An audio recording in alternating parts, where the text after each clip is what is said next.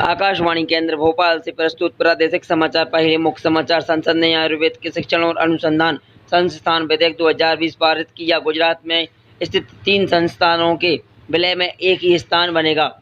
गृह राज्य मंत्री श्री किशन रेड्डी ने कहा कि जम्मू कश्मीर में पिछले 2.5 वर्ष में पाकिस्तानी आतंकवादियों की घुसपैठ की कोशिशों में काफ़ी कमी आई है। देश में कोविड-19 से स्वस्थ होने की दर 78.53% हुई। अब तक 39,42,000 से ज़्यादा लोग स्वस्थ हुए। योशिहिदे सुगा जापान के नए प्रधानमंत्री चुने गए। प्रधानमंत्री नरेंद्र मोदी ने उन्हें बधाई दी। जानी मानी विद्वान डॉक्टर कपिला वात्सल्य का निधन। आज अंतर्राष्ट्रीय आयोजनपरक संस्थान दिवस मनाया जा रहा है।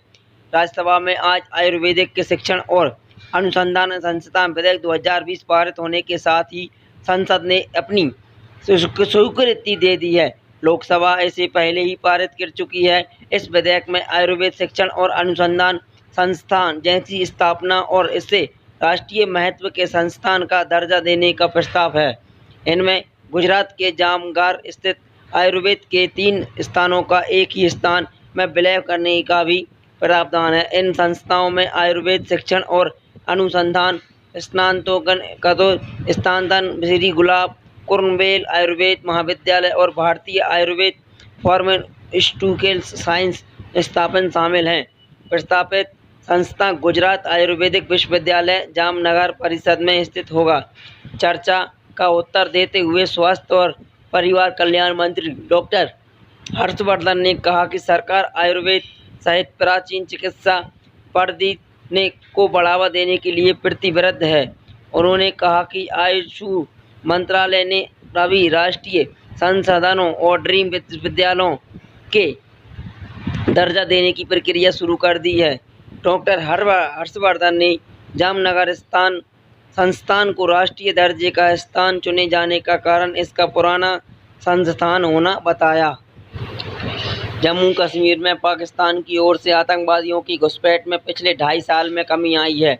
राज्यसभा में आज एक लिखित उत्तर में गृह राज्य मंत्री श्री किशन रेड्डी ने बताया कि 18 और 143 2019 में 141 और इस वर्ष जुलाई तक जम्मू कश्मीर में घुसपैठ के 18 मामले सामने आए हैं।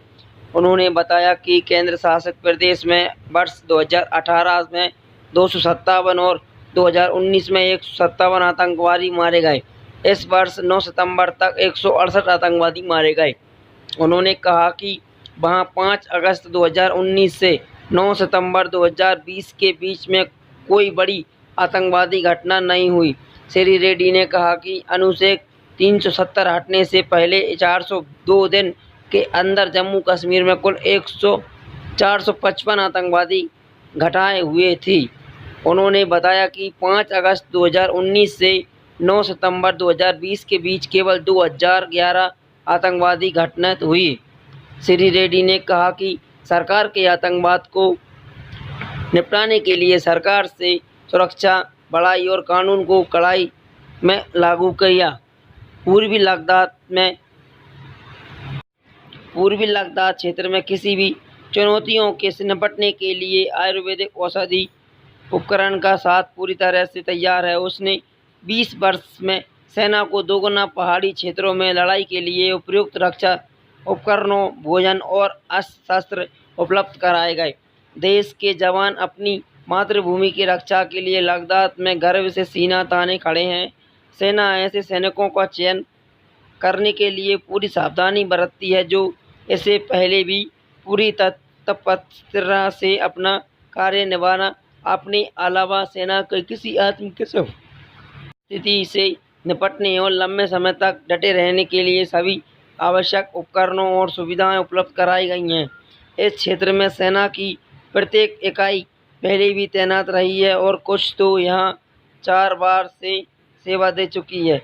जवानों को सभी सुविधाएं उपलब्ध कराई गई हैं ताकि वे इस दुर्गम इलाके में 20 डिग्री सेल्सियस से लेकर शून्य के पास 50 डिग्री नीचे के तापमान पर भी अपना कर्तव्य निभाते रहें। इस संबंध में फायर एंड फ्यूरी कोर के मेजर जनरल अरविंद कपूर ने कहा कि लद्दाख जैसी जगह में ऑपरेशन लॉजिस्टिक्स फरार एंड क्यूरी खोर के लिए बहुत मायने रखता है और पिछले 20 साल में हम इसके मास्टर कर चुके हैं।